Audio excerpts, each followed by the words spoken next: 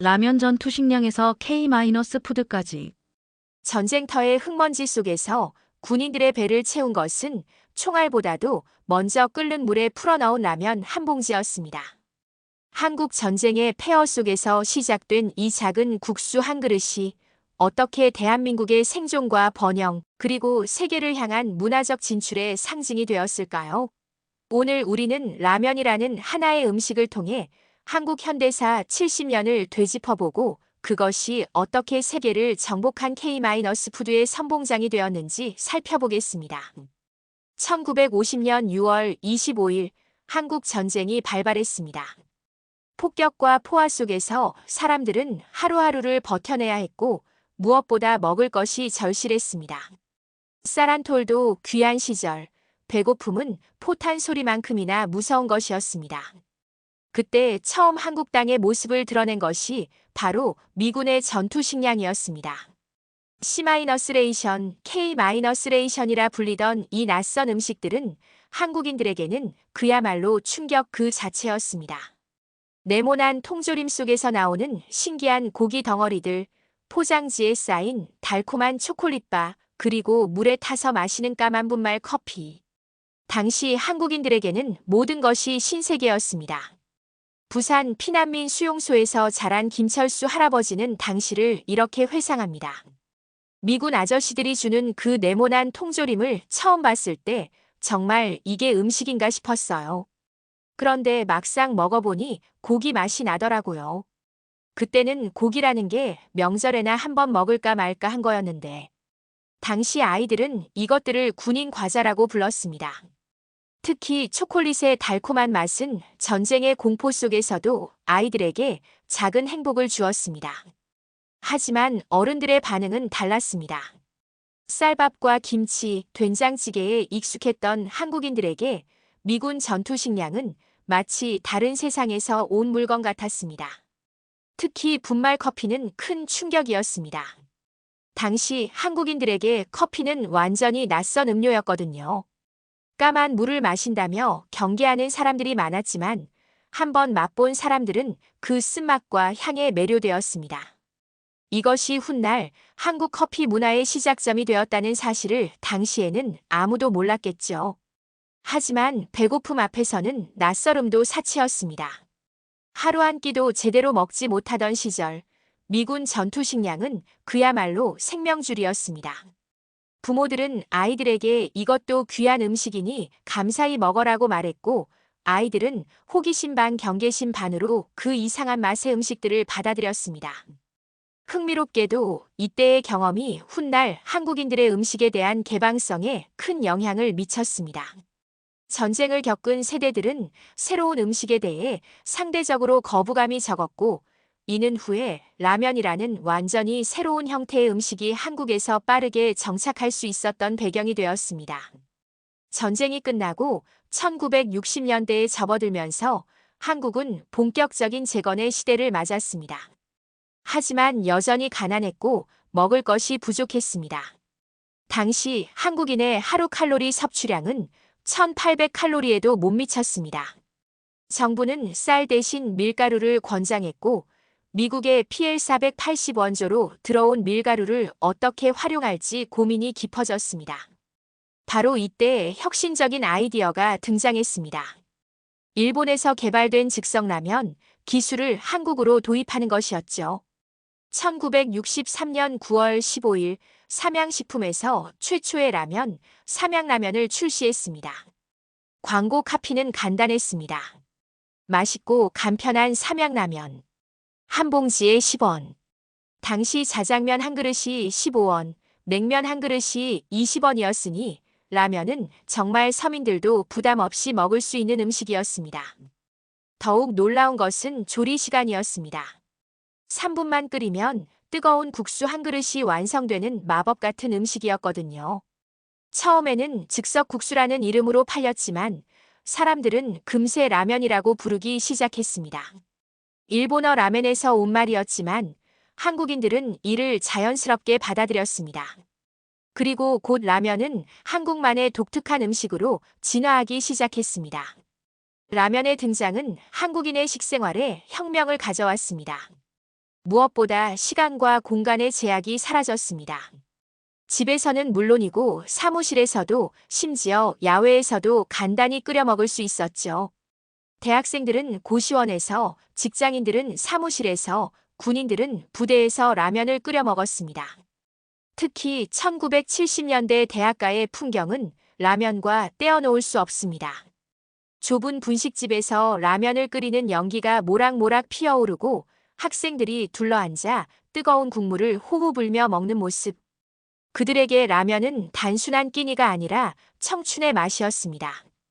연세대학교 앞 신촌 거리의 한 분식집 사장이었던 박영희 할머니는 이렇게 회상합니다. 그때 학생들은 정말 가난했어요. 라면 한 그릇 값도 아끼려고 둘이서 하나 시켜놓고 나눠 먹는 애들도 많았죠. 그런데 그런 가난한 학생들이라면 한 그릇 먹으면서도 참 행복해 보였어요. 지금 생각해보면 그게 진짜 청춘이었던 것 같아요. 돈 없는 학생들에게는 한 끼 식사이자 친구들과 나누는 우정의 상징이기도 했습니다. 특히 겨울밤 기숙사에서 몰래 끓여 먹던 라면의 맛은 평생 잊을 수 없는 추억이 되었습니다. 라면을 먹다가 사감에게 걸려서 야단 맞은 경험이 있는 사람들도 많을 겁니다. 하지만 라면이 진짜 특별한 지위를 얻은 곳은 바로 군대였습니다. 1970년대부터 본격적으로 군 부대에 라면이 보급되기 시작했는데 이는 단순한 간식 이상의 의미를 가졌습니다. 혹독한 훈련으로 지친 병사들에게 라면은 고향의 맛이었고 마음의 위로였습니다.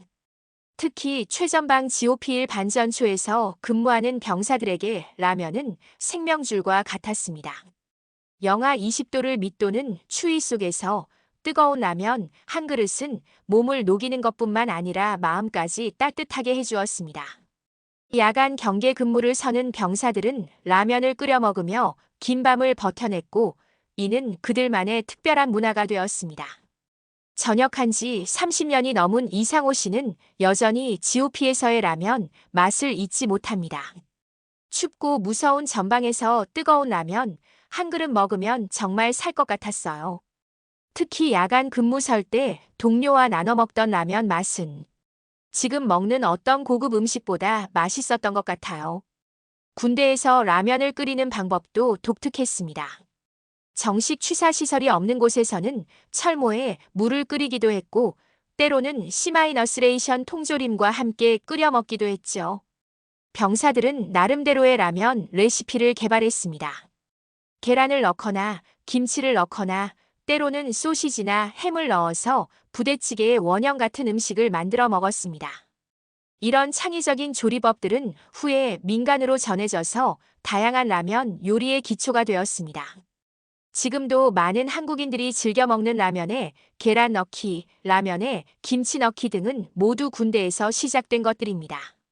더욱 흥미로운 것은 이런 군대에서의 라면 문화가 곧 정식 전투 식량으로 발전했다는 점입니다. 1970년대 후반부터 한국군은 라면을 포함한 전투 식량을 본격적으로 개발하기 시작했습니다. 기존의 통조림 위주 전투 식량에서 벗어나 한국인의 입맛에 맞는 메뉴를 만들어낸 것입니다. 한국군 전투 식량의 변화 과정은 정말 드라마틱했습니다. 1960년대에는 미군 전투 식량을 그대로 사용했지만 한국 병사들의 불만이 계속 제기되었습니다. 맛이 없다, 배가 고프다, 한국 음식이 그립다는 것이 주된 불만이었죠. 1980년대부터는 라면과 김치가 포함된 한국형 전투 식량이 등장했습니다. 이는 세계 전투 식량 역사상 획기적인 변화였습니다.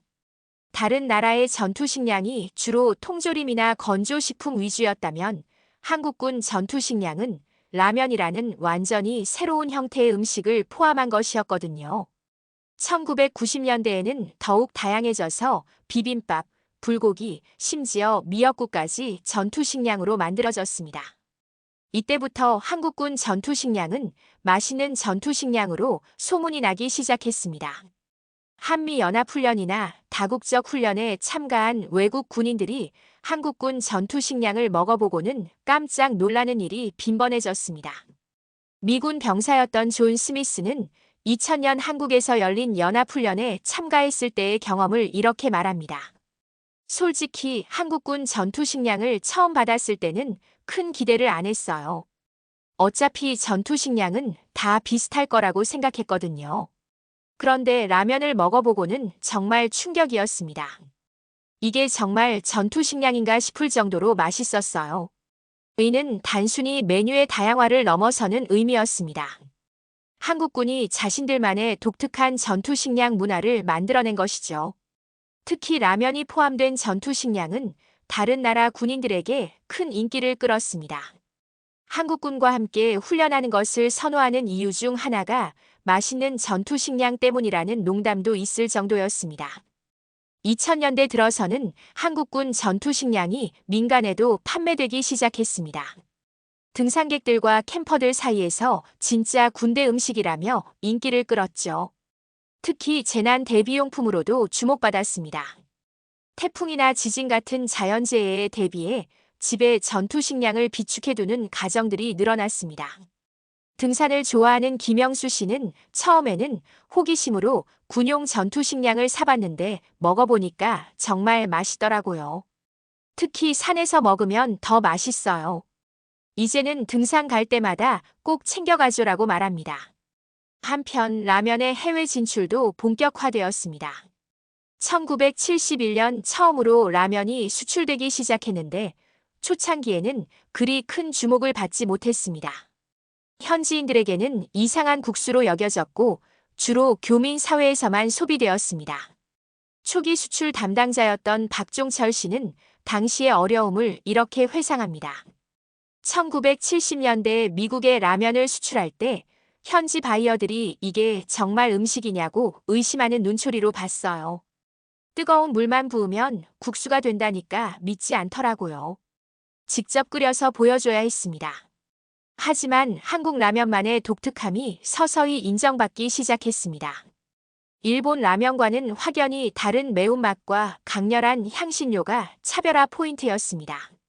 특히 고춧가루가 들어간 빨간 국물은 다른 나라에서는 찾아볼 수 없는 독특한 맛이었습니다. 처음에는 왜 이렇게 맵게 만드느냐는 불만도 있었지만 점차 이것이 한국 라면의 매력으로 인식되기 시작했습니다. 특히 매운 음식을 좋아하는 지역에서는 한국 라면이 폭발적인 인기를 끌었습니다. 1997년 IMF 외환위기는 라면의 또 다른 전환점이 되었습니다. 실업률이 치솟고 가게 경제가 어려워지면서 라면 소비량이 폭발적으로 증가했습니다. 비싼 외식 대신 집에서 라면으로 끼니를 해결하는 가정들이 늘어났고 라면은 다시 한번 서민의 친구로 자리매김했습니다. 당시 신문 사설에는 라면이 국민을 구했다는 표현까지 등장했습니다. 정말로 많은 사람들이 라면으로 끼니를 때우며 어려운 시기를 버텨냈습니다. 기업들이 구조조정을 단행하고 실직자들이 늘어나는 상황에서 라면은 경제적 부담 없이 배를 채울 수 있는 유일한 대안이었습니다. 당시 직장을 잃었던 이준호 씨는 가족 4명이 라면으로 한 끼를 해결해도 2,000원이면 충분했어요. 다른 음식으로는 불가능한 일이었죠. 정말 라면이 없었다면 어떻게 그 시기를 버텼을지 모르겠어요 라고 회상합니다. 이 시기 라면에 대한 한국인들의 애정은 더욱 깊어졌습니다. 단순히 싸고 간편한 음식이 아니라 어려운 시기를 함께 견뎌준 동반자로 여겨졌습니다. 부모들은 아이들에게 우리가 어려웠을 때 라면이 있어서 다행이었다고 말했고 이는 세대를 거쳐 전해지는 기억이 되었습니다. 흥미롭게도 이 시기에 라면을 이용한 창의적인 요리법들이 크게 발달했습니다. 경제적 부담 때문에 다양한 재료를 넣기 어려웠지만 대신 라면 자체를 더 맛있게 만드는 방법들이 개발되었습니다. 라면에 계란을 넣고 파를 넣고 때로는 치즈를 넣어서 먹는 방법들이 이때부터 본격적으로 퍼지기 시작했습니다. 2000년대에 접어들면서 라면의 세계화가 본격화되었습니다. 특히 신라면의 성공은 놀라웠습니다. 러시아에서는 신라면 스키라는 말까지 생겨났을 정도로 인기를 끌었고 중국에서는 한류 열풍과 함께 폭발적인 성장을 보였습니다.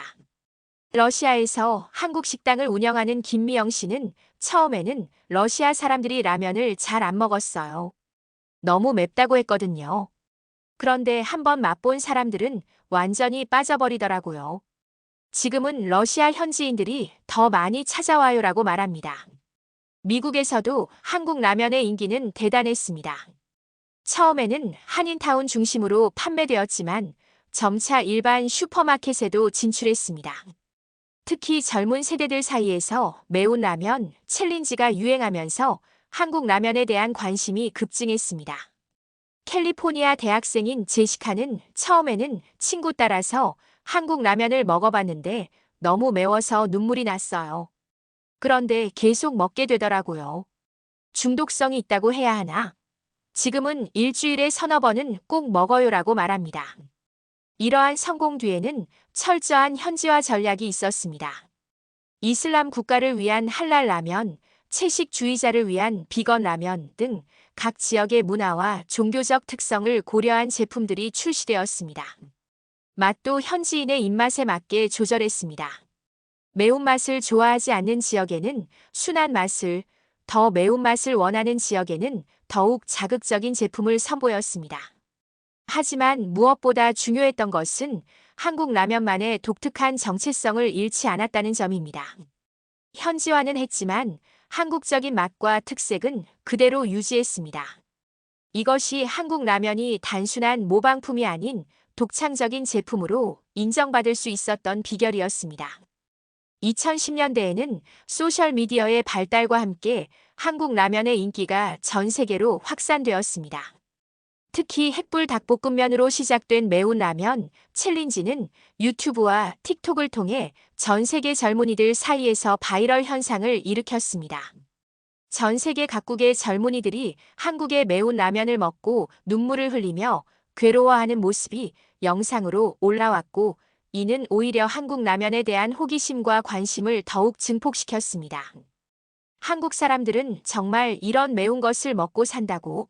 라는 놀라움과 함께 한국 문화에 대한 관심도 높아졌습니다. 영국의 유튜버 조씨는 처음에는 그냥 재미로 햇불당면 챌린지를 해봤는데 정말 죽을 뻔했어요. 그런데 신기하게도 계속 먹고 싶어지더라고요. 지금은 한국 라면의 열렬한 팬이 되었습니다라고 말합니다. K-파프의 전 세계적 인기와 함께 라면도 한류의 한 축으로 자리 잡았습니다. 한국 아이돌들이 라면을 먹는 모습이 방송에 나오면 팬들은 앞다투어 같은 라면을 사서 먹었습니다. 라면은 더 이상 단순한 음식이 아니라 한국 문화를 체험하는 하나의 방법이 되었습니다.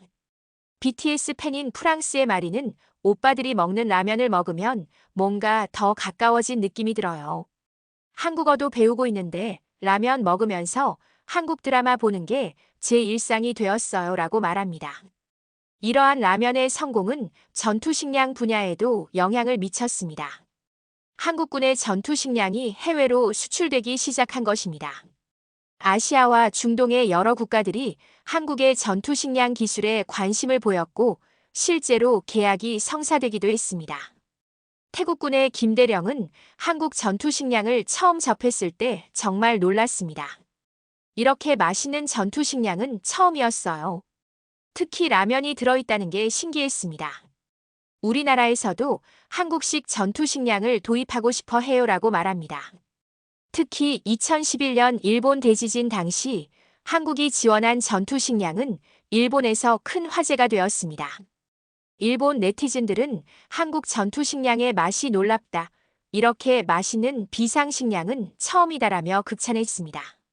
이는 단순한 인도적 지원을 넘어서 한국의 식품 기술력을 알리는 계기가 되었습니다. 일본의 재해 대응 전문가인 다나카 씨는 재해 상황에서는 음식의 맛이 정말 중요해요. 스트레스가 극도로 높은 상황에서 맛있는 음식은 정신적 안정에도 큰 도움이 됩니다. 한국 전투식량은 그런 면에서 정말 우수했어요 라고 평가했습니다. 한국의 전투식량이 주목받는 이유는 맛뿐만 아니라 영양과 보존성에 있었습니다. 라면을 비롯해 김치, 불고기, 비빔밥 등 다양한 한식이 전투식량으로 개발되었고, 이는 다른 나라의 단조로운 전투식량과는 확연히 다른 매력을 가지고 있었습니다. 특히 김치가 포함된 전투식량은 세계 최초였는데 발효식품인 김치를 장기 보존이 가능한 전투식량으로 만드는 기술은 한국만이 가지고 있었습니다. 김치 전투식량 개발에 참여했던 식품공학자 이정호 박사는 김치의 유산균과 영양소를 그대로 유지하면서 상온에서 3년 이상 보관할 수 있는 기술을 개발하는 것은 정말 어려운 일이었어요. 하지만 한국 병사들에게 김치는 빼놓을 수 없는 음식이잖아요. 결국 해냈고 지금은 세계 여러 나라에서 이 기술을 배우려고 합니다라고 말합니다. 더 나아가 한국은 전투식량을 민간 재난 대비용품으로도 적극 활용하기 시작했습니다. 지진, 태풍, 홍수 등 자연재해에 대비한 비상식량으로 전투식량이 각광받았고 이는 새로운 시장을 창출했습니다. 특히 일본 후쿠시마 원전 사고 이후에는 방사능 오염에 대비한 비상식량으로도 주목받았습니다. 재난 대비용품을 전문으로 판매하는 김성민 대표는 2011년 일본 대지진 이후 한국에서도 재난 대비에 대한 관심이 급증했어요. 그때부터 전투식량을 가정용 비상식량으로 구매하는 분들이 많아졌습니다. 특히 라면이 들어있는 제품이 인기가 높아요라고 설명합니다. 라면의 성공에 힘입어 다른 한식들도 세계화에 박차를 가했습니다. 김치, 삼계탕, 갈비탕, 미역국 등이 모두 간편식품 형태로 개발되어 해외로 진출했습니다. 심지어 NASA에서 우주식량으로 김치를 채택하면서 K-푸드의 위상은 더욱 높아졌습니다. 2008년 한국 최초의 우주인이 된 이소연 박사는 우주정거장에서 김치를 먹을 때 정말 감격스러웠어요.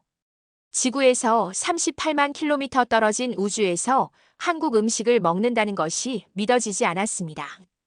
그리고 외국 우주 비행사들도 김치를 맛보고는 정말 좋아했어요 라고 회상합니다.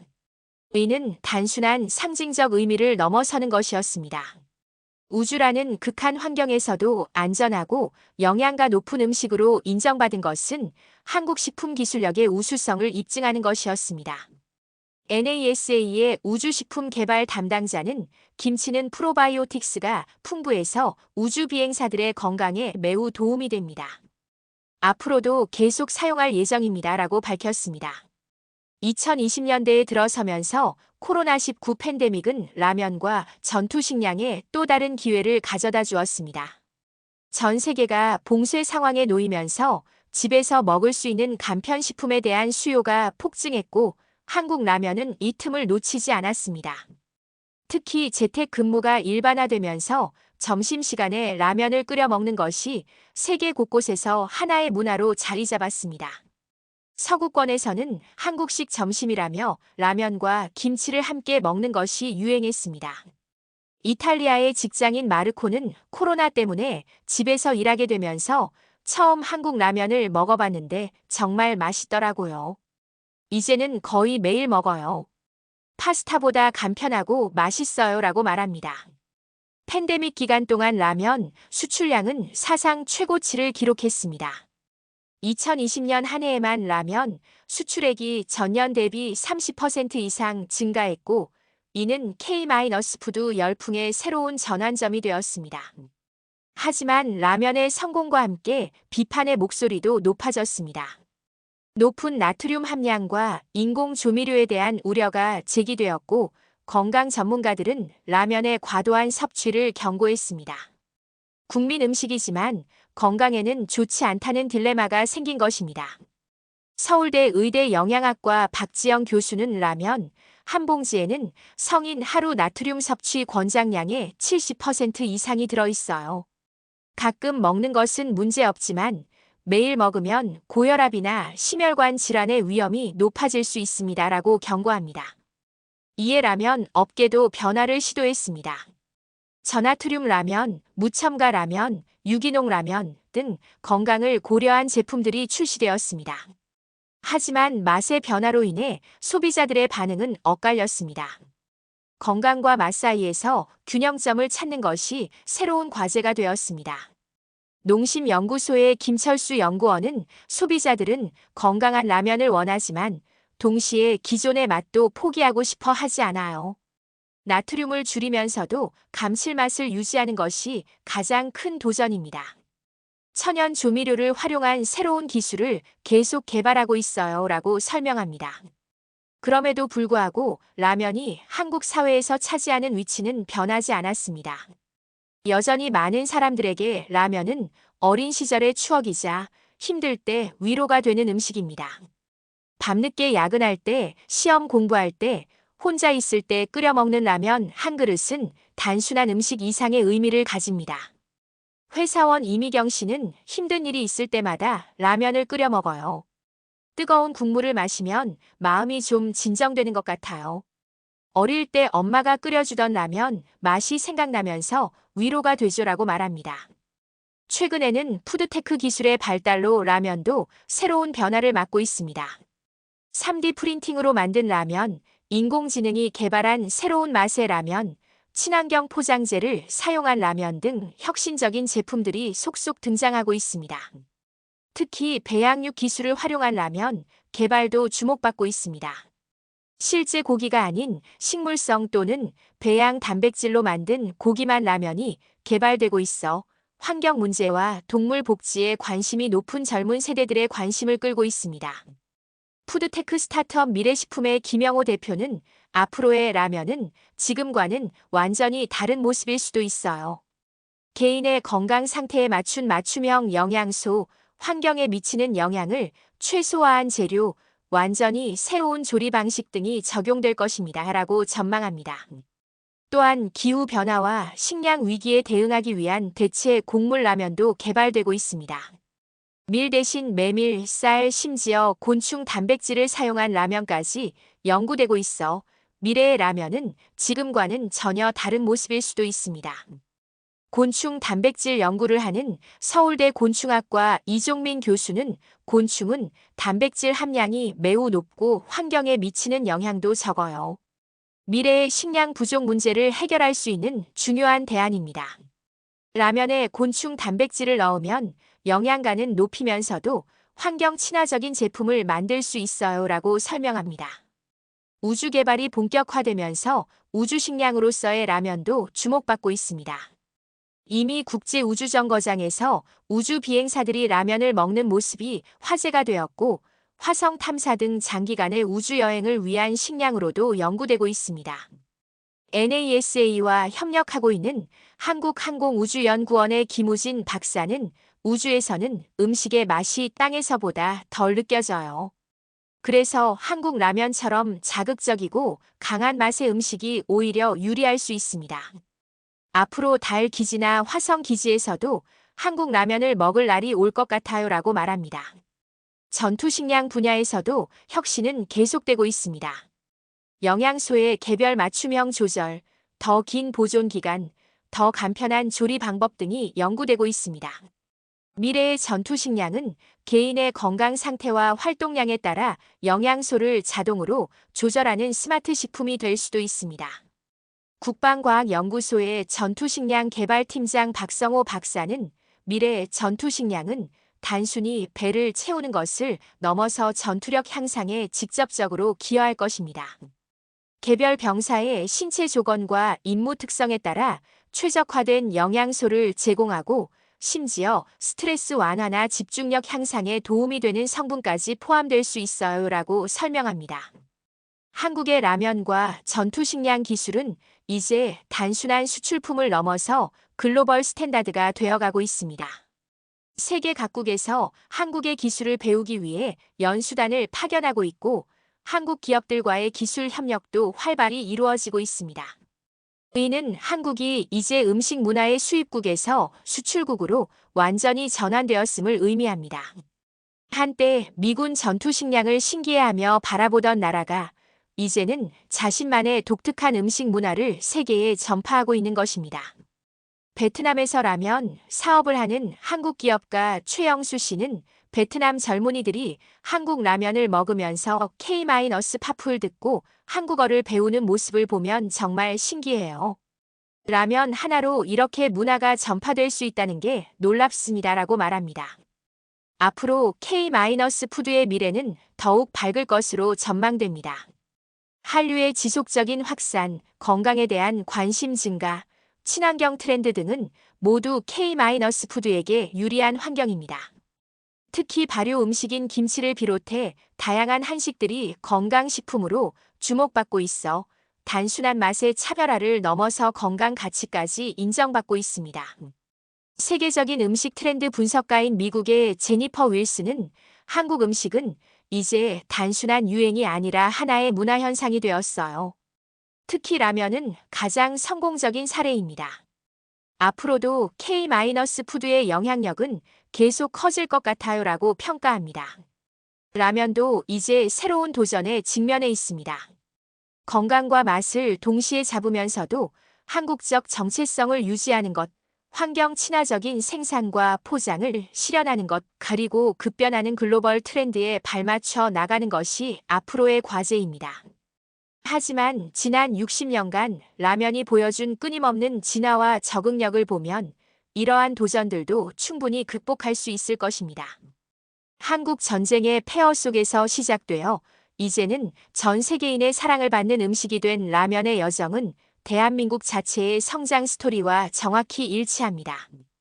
가난했던 나라가 선진국이 되고 원조를 받던 나라가 원조를 주는 나라가 되었듯이 라면도 단순한 대용식에서 시작해서 이제는 세계인이 즐기는 고급 음식이 되었습니다. 이는 단순한 우연이 아니라 끊임없는 노력과 혁신의 결과입니다. 최근 라면 박물관을 방문한 미국인 관광객 톰 존스는 라면의 역사를 보니까 한국의 역사와 정말 비슷하네요.